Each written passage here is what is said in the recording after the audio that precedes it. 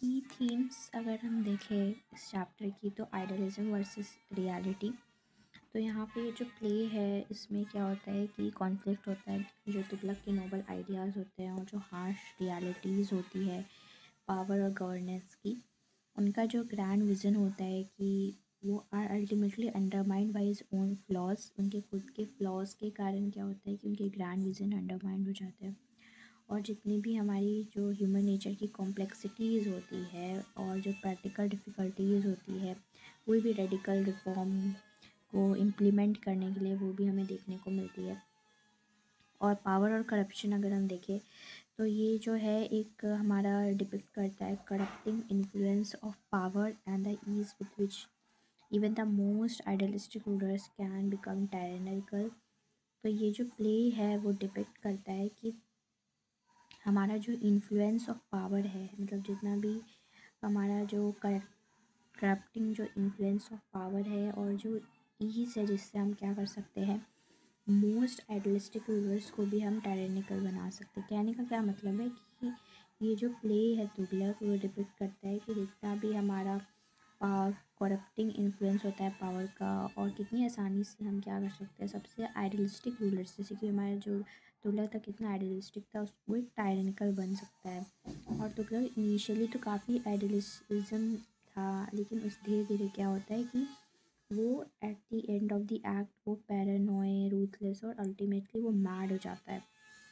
फिर अगर हम हिस्ट्री देखें हमारी नेचर का, तो ये जो प्ले है वो एक साइक्लिकल जो है वो हमें हिस्ट्री दिखाती है, जिसमें क्या होता है हमें सिमिलर पैटर्न्स देखने को मिलते हैं, एम्बिशन मतलब आइडलिज्म, एम्बिशन फेलियर का, डिसइल्यूजनमेंट का और रिपीटिंग ये सारे जो हैं रूलर्स वो अपने को रिपीट ही करते हैं। और तुगलक की स्टोरी जो है एक कॉशरी टेल बन गई, क्योंकि जो भी अनचेक्ड पावर, जो उनकी पावर का कोई था नहीं ना जो उसको चेक करे कि सही कर रहा है कि गलत कर रहा है ना। और फिर जो भी ह्यूमन नेचर को अंडरस्टैंड करने की जो इम्पोर्टेंस है वो यहाँ देखने को मिलती है। पावर को कोई चेक करने वाला ज़रूर होना चाहिए, कोई ओपोजिशन में ज़रूर होना चाहिए, ठीक है, नहीं तो ऐसा ही हमें देखने को मिलेगा कॉन्सिक्वेंस।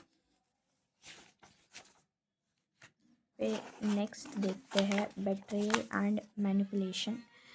तो यहाँ पे अगर हम देखें तो ये जो प्ले है वो हाईलाइट करती है the themes of betrayal and manipulation.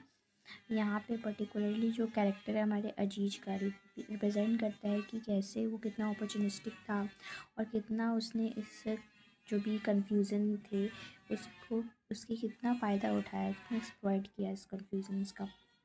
जो भी मतलब लाइक दिल्ली से दौलताबाद, दौलताबाद से दिल्ली जाने में वो उसने अपना बहुत फ़ायदा किया, बहुत पैसे कमाए उसने। फिर जो विज़न का फेलियर हमें देखने को मिलता है, तुगलक की स्टोरी एक ट्रेजेडी है और विजनरी जिनकी ग्रैंड स्कीम्स जो अल्टीमेटली क्या हो जाते हैं, फेल हो जाता है, जिससे काफ़ी ज़्यादा हमें सफरिंग और डिस्ट्रक्शन देखने को भी मिलता है। फिर इसमें कैरेक्टर्स के बारे में देखें तो मोहम्मद बिन तुगलक जो कि हमारे सुल्तान ऑफ दिल्ली है, जो उनको इंटेलिजेंट और एम्बिशियस पोर्ट्रे किया गया है और काफ़ी ट्रेजेडी इनके साथ हुई है। और अज़ीज़ अगर देखें तो एक कनिंग और अपॉर्चुनिस्टिक मैन है, जो कि जितने भी कंफ्यूजन होते हैं तुगलक के पॉलिसीज़ के कारण उसको सबका मतलब एज अ अपॉर्चुनिटी वो सबको एक्सप्लॉइट करता है अपने गेन के लिए। और इसकी जो स्टेप मदर होती है तुगलक की, वो काफ़ी लाइक मैनिपुलेटिव वुमेन होती है, जो कि रिप्रेजेंट करती है जो भी ट्रेडिशनल फोर्सेस, जो भी तुगलक के रिफॉर्म्स को अपोज करने वाली ये होती है। फिर जो ब्राह्मण होते हैं वो इनिशियली तुगलक को सपोर्ट करते हैं, लेकिन बाद में वो उसके पॉलिसीज़ के जो भी कॉन्सिक्वेंस निकलते हैं उससे भी वो डिसइल्यूज़न्ड हो जाते हैं। फिर सिम्बॉलिज़्म अगर देखें, जैसे पिछले चैप्टर जो हमारा मंडिंग वॉल था उसकी भी हमने देखे थे कि सिम्बॉलिज़्म की जो डार्कनेस क्या रिप्रेजेंट करता है, जो वॉल है वो क्या रिप्रेजेंट करता है, ये सारी चीज़ें हमने देखी थी, ठीक है। और स्प्रिंग क्या रिप्रेजेंट करता है, यहाँ पे हम देखते हैं जो चेस गेम है वो क्या रिप्रेजेंट करता है। तो ये क्या रिप्रेजेंट करता है कि तुगलक की जो स्ट्रेटेजिक थिंकिंग है और उसके जो अटैम्प्ट्स थे कंट्रोल करने के लिए कोर्स ऑफ इवेंट्स, ठीक है। और एम्प्टी सिटी ऑफ दिल्ली, तो जो एम्प्टी सिटी ऑफ दिल्ली हमारा है ना, दिल्ली का जो क्या है भाई, एम्प्टी सिटी ऑफ दिल्ली है। तो यहाँ पे जब दिल्ली से दौलताबाद लोग जा रहे थे, है ना, क्योंकि ऑर्डर दे दिया था तो उन्होंने कि रीलोकेट करना है। तो जो दिल्ली था और फिर काफ़ी ज़्यादा क्या बन गया था वो, मतलब खाली खाली हो गया था।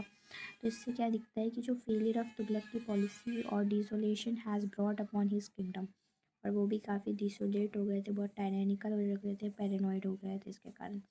तुगलक जो एक पावरफुल और कॉम्प्लेक्स प्ले है जो कि ऑडियंस के साथ रेजोनेट करता है due to its exploration of timeless themes related to power, idealism and human condition.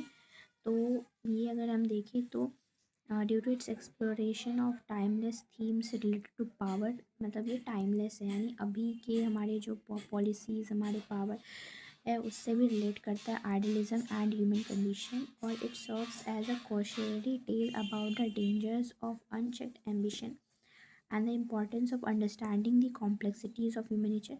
तो यहाँ पे क्या देखने को मिलता है कि कॉशनरी टेल है कि मतलब इससे हमें कॉशियस रहना चाहिए कि हमेशा हमें जो पावर है उसको चेक करते रहना चाहिए, नहीं तो ऐसे ही हमें कॉन्सिक्वेंस देखने को मिलेंगे।